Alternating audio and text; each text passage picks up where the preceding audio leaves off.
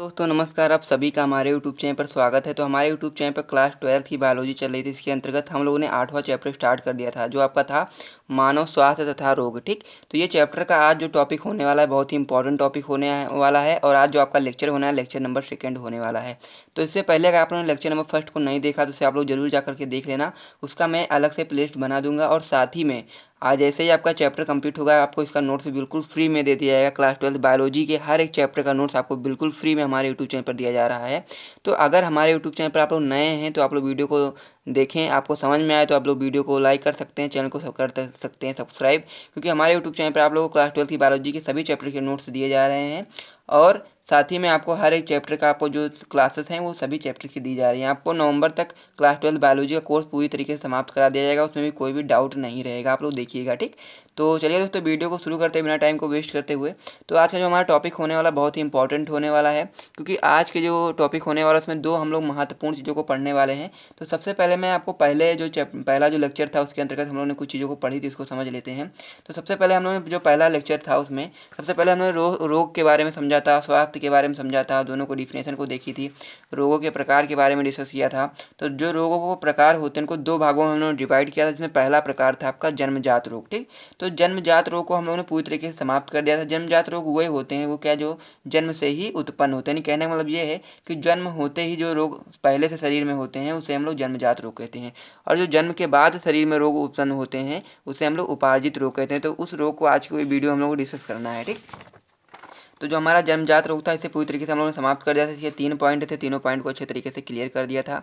और उपार्जित रोग को भी हम लोगों ने थोड़ा बहुत डिस्कस कर लिया था, ठीक।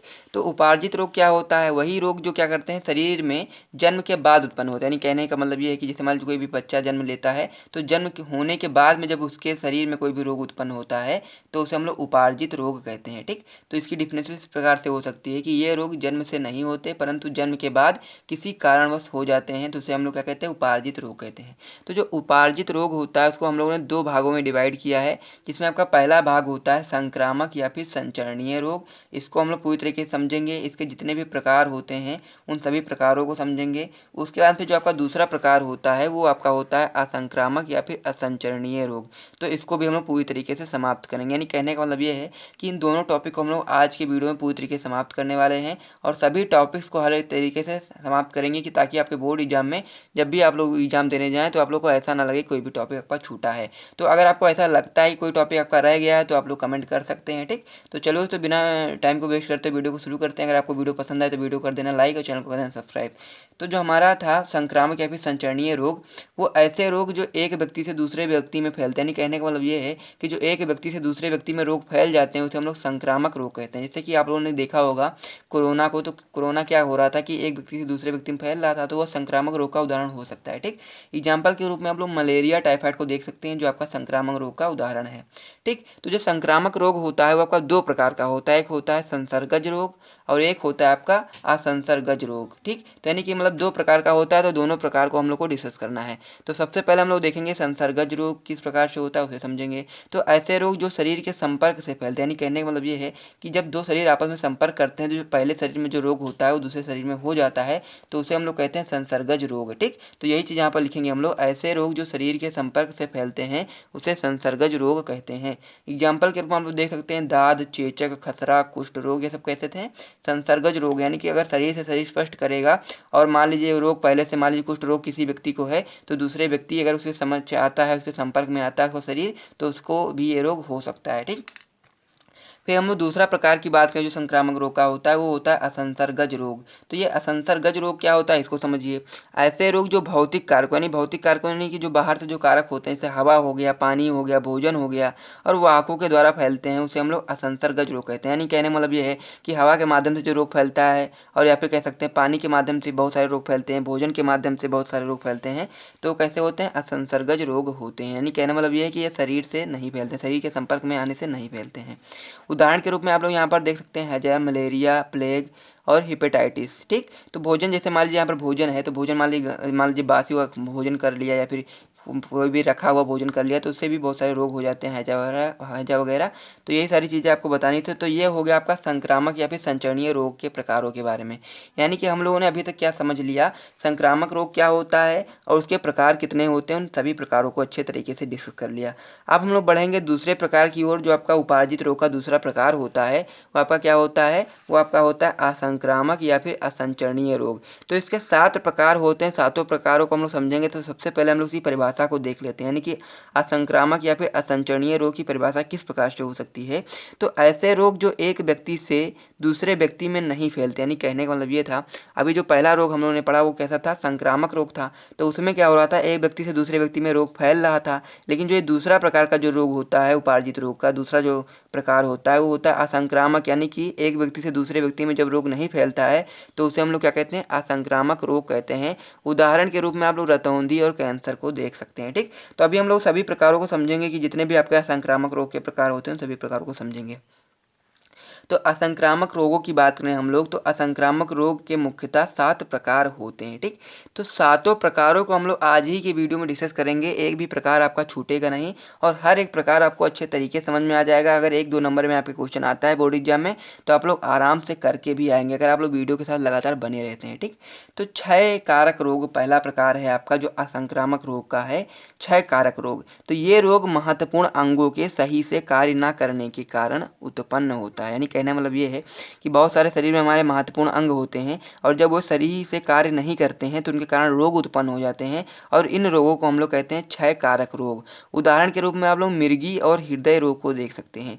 हृदय रोग कब उत्पन्न होता है, जब हृदय आपका जो होता है शरीर का वो सही से कार्य नहीं करता है तो हृदय से संबंधित रोग उत्पन्न हो जाता है। और जब आपका मस्तिष्क सही से कार्य नहीं करता, यानी कि दिमाग आपका सही से कार्य नहीं करता है, तो आपको मिर्गी रोग हो जाता है। ठीक, तो ये पहला प्रकार हो गया असंक्रामक या फिर असंचरणीय रोगों का। अब हम लोग दूसरे प्रकारों की ओर बढ़ेंगे। तो अगर आप लोग इसे नोट करना चाहें तो नोट कर सकते हैं, वरना नोट्स इसका बिल्कुल फ्री में आपको प्रोवाइड कर दिया जाएगा जैसे आपका चैप्टर समाप्त होगा। ठीक, तो ये सारी चीज़ें हैं, आप लोग नोट कर सकते हैं। फिर हम लोग बढ़ते हैं, जो आपका दूसरा प्रकार होता है संक्रामक या फिर असंचरणीय रोग का, उसे देखते हैं। तो आपका दूसरा प्रकार होता है अल्पता रोग, यानी कि ये रोग पोषक तत्वों, अल्पता का मतलब क्या होता है, सबसे पहले ये देखो, अल्प मतलब होता है कम, तो अल्पता मतलब क्या है कि ये रोग जो आपके होते हैं ये पोषक तत्वों, विटामिन, खनिज तत्वों या फिर हार्मोन की कमी के कारण होता है। यानी कहने का मतलब ये है कि अल्पता मतलब होता है कमी। तो क्या होता है, जब पोषक तत्वों की कमी हो जाए हमारे शरीर में, या फिर विटामिन की कमी हो जाए, खनिज तत्वों की कमी हो जाए, या फिर हार्मोन वगैरह की कमी हो जाती है तो हमारे शरीर में क्या होता है, बहुत सारे रोग उत्पन्न हो जाते हैं। उदाहरण के रूप में आप लोग मधुमेह, बेरी और घेंघा आदि को देख सकते हैं। अब ये मधुमेह जो आपका होता है, इसे हम लोग इंग्लिश में शुगर कहते हैं, तो बहुत सारे लोगों में आजकल ये फैल रहा है और ये क्या होता है, इंसुलिन जो आपका होता है उसकी कमी के कारण होता है। यानी कहने मतलब ये है कि जो आपका इंसुलिन हार्मोन होता है उसकी कमी के कारण होता है, इसकी वजह से इंजेक्शन वगैरह लगाए जाते हैं शुगर को कंट्रोल करने के लिए, यानी कि मधुमेह को कंट्रोल करने के लिए। तीसरा जो आपका प्रकार होता है असंक्रामक रोग का, वो होता है प्रतियुंजक रोग। तो ये प्रतियुंजक रोग क्या होता है, जिसे हम लोग इंग्लिश में कहते हैं एलर्जीज। ठीक, तो ये एलर्जी क्या होती है इसको समझिए। जब शरीर किसी बाहरी पदार्थों के प्रति अति संवेदनशील हो जाता है तो उसे हम लोग क्या कहते हैं, प्रतियुंजक रोग कहते हैं। यानी कहने का मतलब ये है कि आप लोगों ने सुना होगा किसी किसी को क्या होता है, धूप से एलर्जी हो जाती है, किसी किसी को पानी से एलर्जी हो जाती है।